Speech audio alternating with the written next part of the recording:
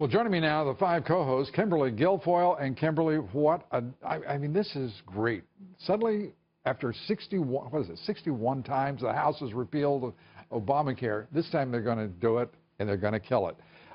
This is dominating everything. How do you feel about it? Well, it was the lead. It was the A block in our show. You know, Obamacare, again, I think rearing its ugly head. So, yeah, I think you had some good advice about what to do with it. Double tap. Yeah, well, it's well beyond that now.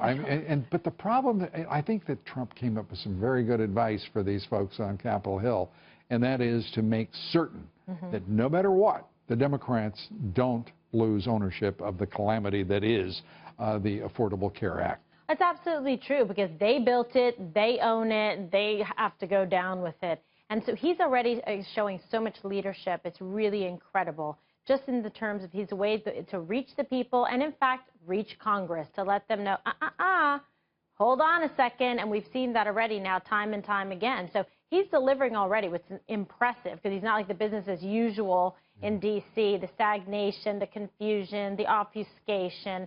He's a man of business, and he's getting it done already. Yeah, you know, to that point, the pompous, just silly left-wing journalists in this country who were saying, oh, I'm sorry, President-elect, you have to put down that tweeter machine.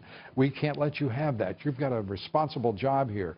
I mean, to see him take his thoughts, his messages to the American people on Twitter, on Facebook, whatever it may be. I mean, it's an extraordinary advantage for any president. It's incredible. To cut through because he has the antidote for their stupidity. I mean, that's what it is. And he basically is like, listen, let me educate you. Let me illuminate. I'm going to cure you 140 characters at a time. And it's actually working, which I think is fantastic. And they don't want him to keep on doing it because it's effective, because it's working. And then instead, you got Chuck E. Cheese looking down with his head like this, reading some weird Post-it notes. Chuck E. Cheese is the original Schumer Not clown. Not to disparage the delicious pizza. No, that's... So sorry. But I mean, well, you're right, because she's referring to Schumer, who's sort of like this, and has his glasses there, and I mean, how can you be pompous, slumped over, you know, in a chair? He's like this, and I mean, when I get pompous, I have to kind of get up on my haunches a little. If my favorite nun, Sister Jean Marie, for Our Lady of Mercy Grammar School, saw that, oh, he would be on a timeout after school because he's lack of articulation, bad posture, poor communication, Truth be and lacking told, content. is it good to see Schumer back as a foil? Yeah, I guess. You know, no, you're right. Like I wanted to see how I felt about that. I don't like it. Harry Reid. He's a Chucky doll. One's Chuck E. Cheese and one's a Chucky doll. You've got them in their places. Yeah. But I have to say, Schumer being branded now, you know, the Democratic Party being branded as Schumer clowns.